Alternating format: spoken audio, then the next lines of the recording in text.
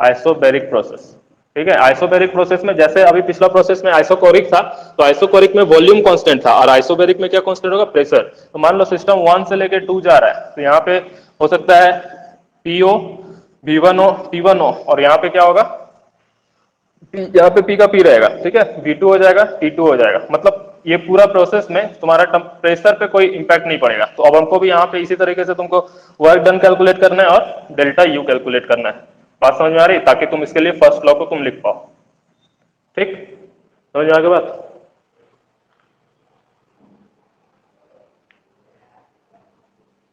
ठीक है।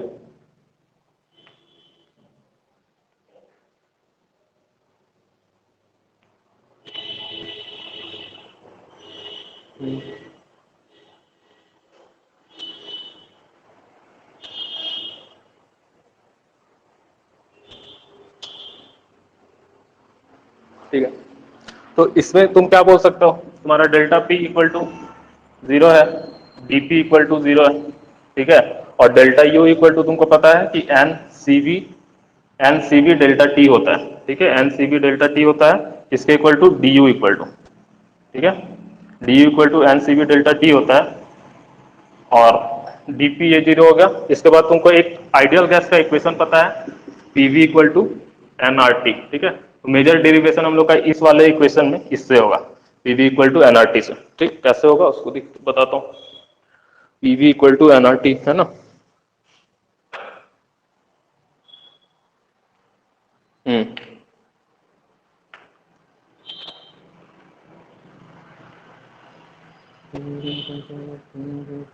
ठीक है, देखो पीवी ये समझ में आ गया, ये लिख लिया, इसको यहां तक लिख लिया, लिख लो।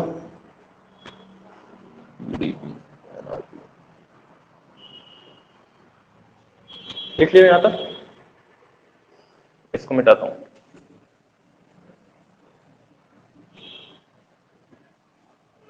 देखो पीवी इक्वल टू एनआरटी है ना, ये इसको बोलते हैं ideal gas equation, PV equal to NRT. ठीक, अब क्या है, वर्क डन को हम लोग क्या लिखते हैं? पीडीवी लिखते हैं।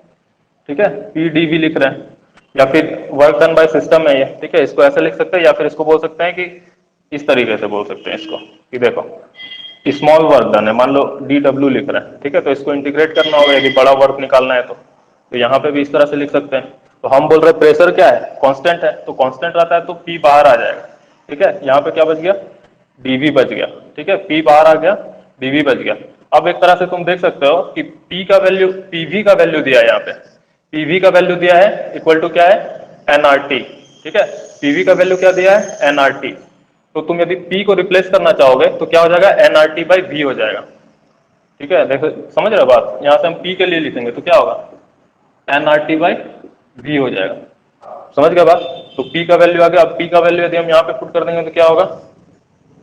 एनआरटी बाई वी, ठीक है, इंटू डीवी। लेकिन दिक्कत क्या है वो भी बताते हैं, रुको।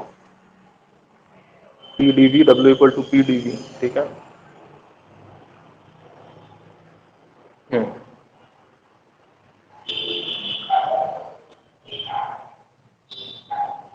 देखो ये हम इसको ऐसे लिख सकते थे, लेकिन इसमें गड़बड़ क्या है ना, क्योंकि यहाँ पे देखो टी को कांस्टेंट मान लेंगे हम, यदि इस तरह से लिख दे रहे हैं ना तो टी मेरा चेंज नहीं हो रहा है, लेकिन एक्चुअल प्रोसेस में क्या हो रहा है, मेरा टी चेंज हो रहा है। ठीक है, यहाँ पे देखो T1 था, यहाँ से T1 से क्या हो गया? T2 हो गया ना। तो इसलिए हम इसको ऐसे नहीं लिख सकते, इसको ऐसे लिखने के बदले हम इसको कैसे लिख सकते हैं? देखो यहाँ तक ठीक है, चलिए ना, इंटीग्रेशन है। देखो इसको कैसे लिखना है, एक सेकंड मैं बता रहा हूँ। Work done equal to P D V तुम लिख रहे हो, और फिर क्या लिख रहे हो? एन आर डी टी, मतलब एन आर डी टी। इसमें से नंबर ऑफ मोल्स कांस्टेंट है तुम्हारा, गैस कांस्टेंट कांस्टेंट है, बट टेम्परेचर चेंज हो रहा है। ठीक है, तो W equal to P D V equal to N R D T, मतलब ये क्या है? स्मॉल चेंज इन टेम्परेचर है। बात समझ में आ रही है? ठीक है, स्मॉल चेंज इन टेम्परेचर है, और उसके बाद इसको क्या कर रहे हैं कि देखो देखो W इक्वल टू क्या लिख रहे हैं? पी डी वी, हाँ, integration of P D V. ठीक है, और एन आर डी टी, इसका हम इंटीग्रेट कर रहे हैं। मतलब ये तुम्हारा एक स्मॉल वर्क हो सकता है, small work done by system, उसको इंटीग्रेट कर दे रहे हैं पीडीबी और एनआर डीटी में। ठीक, तो यदि यहां से देखेंगे तो जो वर्क मेरे पास आएगा ना, इसका क्या वैल्यू होगा, इसका वैल्यू होगा एन आर डेल्टा टी। ठीक है, एन आर डेल्टा टी इसका वैल्यू हो जाएगा वर्क डन का। और ये कैसा वर्क डन है, ये वर्क डन बाय सिस्टम है। समझ में आ रहा है बात, समझ में आ रहा है। देखो ये आइडियल गैस इक्वेशन था, तो इस इक्वेशन को हम मान के क्या, और वर्क डन को कैलकुलेट करने का मेरे पास ये एक इक्वेशन है। ठीक, तो यहाँ पे पी डी वी निकालना है, मतलब चेंज इन वॉल्यूम। ये कांस्टेंट है क्योंकि आइसोबैरिक प्रेशर है, तो प्रेशर तुम्हारा क्या है, कांस्टेंट है। यहाँ पे ये वॉल्यूम है, ठीक है, तो इसलिए वॉल्यूम को डीवी, चेंज इन वॉल्यूम का चेंज होगा, टेम्परेचर का चेंज होगा, तो यहाँ पे डीवी है। मतलब यदि हम प्रेशर को कांस्टेंट रख रहे हैं तो ये फॉर्मूला कैसे मॉडिफाई हो जाएगा, ये हो जाएगा P D V equal to N R D T. क्यों ऐसा हुआ, प्रेशर तो मेरा कांस्टेंट था, तो ये पी का पी रह गया, चेंज क्या हो रहा, वॉल्यूम चेंज हो रहा है और टेम्परेचर चेंज हो रहा है। ये दोनों तो कांस्टेंट है, ये यूनिवर्सल गैस कांस्टेंट है, ये नंबर ऑफ मोल है। ठीक है, तो PV equal to N R T लिख दिए यहाँ पे, ये मेरा मेन फॉर्मूला है। इससे हम यहाँ पे गए और यहाँ पे जब पी डीवी का वैल्यू हमको पता चल गया, तो पी डीवी का वैल्यू क्या आया, एन आर डी टी आया, तो उसी वैल्यू को हम यहाँ पे लिखे एन आर डी टी। समझ में आ रहा है, समझ में आया। ठीक है, एन आर डी टी और पी डी वी, उसके बाद इसको इंटीग्रेट कर दिए, तो ये जो एन आर था ये क्या बन जाएगा, ये डेल्टा टी बन जाएगा, चेंज इन मतलब टेम्परेचर। समझ में आ रहा बात। तो वर्क डन को तुम ऐसे भी लिख सकते हो, N R into delta T. ठीक, आर्या, खुशी, प्रेशर क्या बोल रहे हो, प्रेशर क्या लिख के बताओ।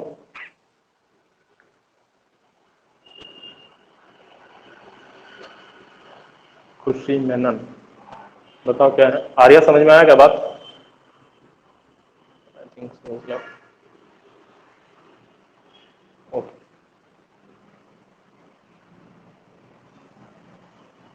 खुशी, खुशी बताओ, कोई डाउट है तो बताओ भी।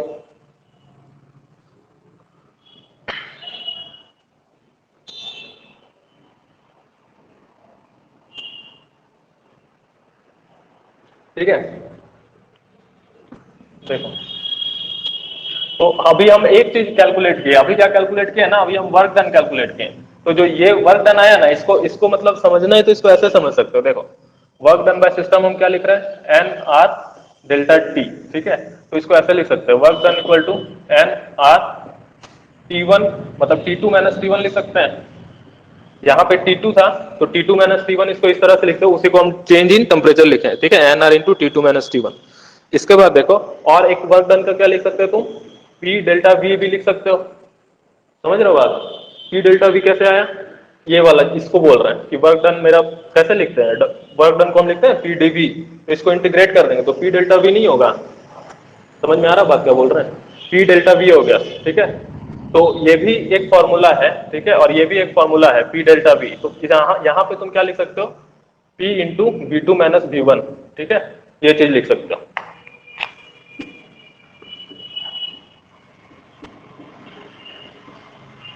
इसके बाद हाँ, एन आर डेल्टा टी। ठीक है,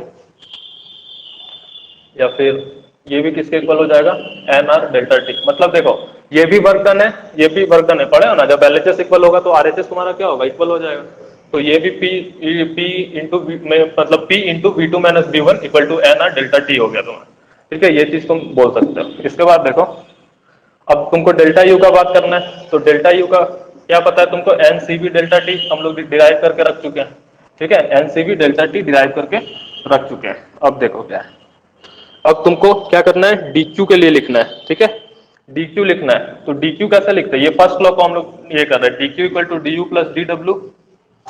कुछ लिखे चार्ट में, सर वो आइसोबेरिक में प्रेशर कांस्टेंट होता है ना, मैं भी वही बोल रहा हूँ। ओके ठीक है, ठीक है।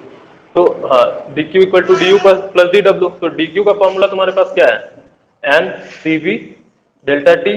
ठीक है, और मतलब ये किसका फॉर्मूला है, डेल्टा यू का फॉर्मूला। ठीक, तो डेल्टा यू मतलब डी यू है या डेल्टा यू है, मान लो इसको हम डेल्टा यू लिखते हैं, तो ये फॉर्मूला आएगा यहाँ पे। समझ रहे हो बात, समझ रहे हो कि नहीं समझ रहे हो। देखो मान लो सिंपल इसको इंटीग्रेशन फॉर्म में लिखेंगे, तो इसको क्या लिखेंगे, delta Q equal to delta U plus delta W लिखेंगे ना।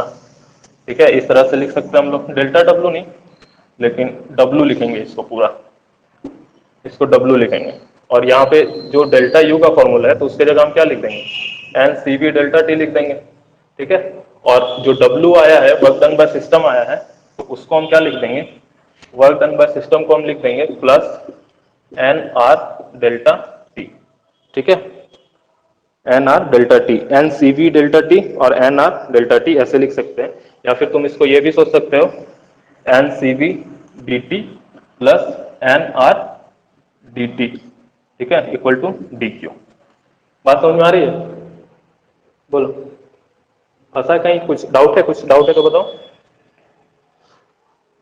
आर्या, खुशी बताओ कुछ डाउट है तो।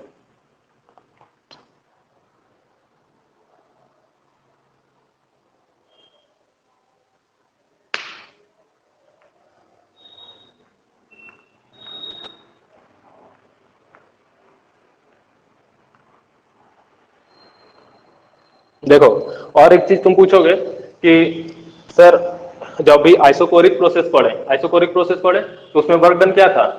0।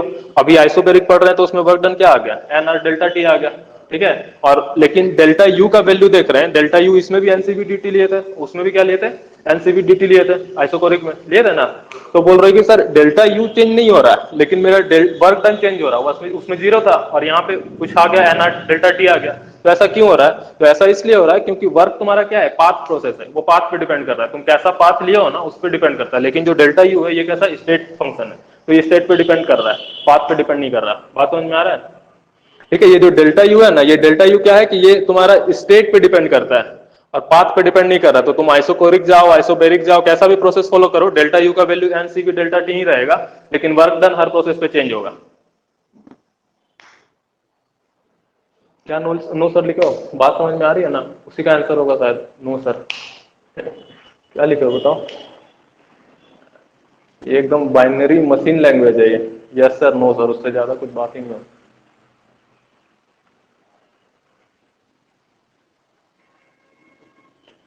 कुछ बोल रहे हो बताओ, नोट करो इसको।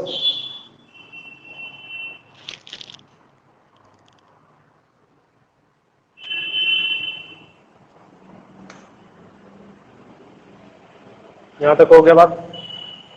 देखो, अब इसको इसको ऐसे लिखते हैं, इस इक्वेशन को यदि और थोड़ा अरेंज करेंगे प्रॉपरली तो यहां से क्या होगा? एन थोड़ा बाहर आ जाएगा, बीच में तुम्हारा क्या हो जाए? ब्रैकेट है, सी वी प्लस आर और डी टी इधर लिख सकते हैं, लिख सकते हैं कि नहीं? देखो इसको देख, एन बाहर हो गया, कॉमन है दोनों में, डी टी दोनों में कॉमन है, तो क्या हो गया? सी वी प्लस आर हो गया, ठीक है। मतलब ये दोनों मल्टीप्लाई हो जाएगा तो वापस से यही चीज आ जाएगा, समझ गए बात? इधर से एन मल्टीप्लाई हो गया तो खाली इसको ऐसे लिख दिए। तो अब क्या होता है ना, जो ये सीवी प्लस आर है ना, सीवी प्लस आर को हम एक नया टर्म बोलते हैं, उसका नाम रख देते हैं सीपी, तो एन सीपी डी हो जाता है, ठीक है। तो D Q equal to N CP D T, ठीक। लिख लो, उसको नोट डाउन करो।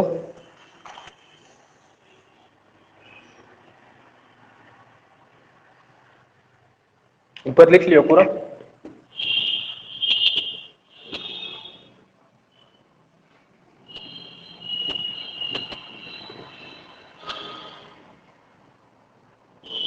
देखो, तो डी क्यू इक्वल टू क्या हो गया? एन सी पी, तो जैसे डेल्टा, जैसे सीवी को डिफाइन करते थे ना, बस सीवी की जगह पे सीपी आ गया, बस सीपी का सीपी का मतलब पी वहां पे कांस्टेंट वॉल्यूम लिखते थे, अब क्या लिख देंगे? Constant pressure, heat capacity at constant pressure, इस तरह से हम लोग इसको लिख देंगे सीपी, ठीक है। और ये जो कंडीशन होगा वो सिर्फ किसके लिए होगा? आइडियल गैस के लिए, ठीक है। आइडियल गैस रहेगा तभी तुम ये लिख सकते हो, अदरवाइज तुम ये नहीं लिख सकते, ठीक है। इसके बाद क्या आता है? डी क्यू इक्वल टू, तुम लिख दे रहे हो D Q equal to N CP D T, ठीक है। तो देखो,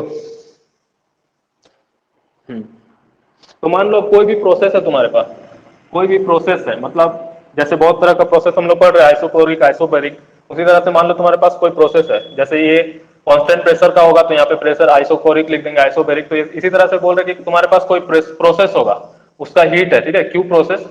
तो क्यू प्रोसेस इक्वल टू तुम N C process into D T लिख सकते हो। मतलब बोलने का मतलब यह है कि यदि किसी प्रोसेस का तुमको हीट निकालना है, कोई भी प्रोसेस का हीट निकालना है और तुमको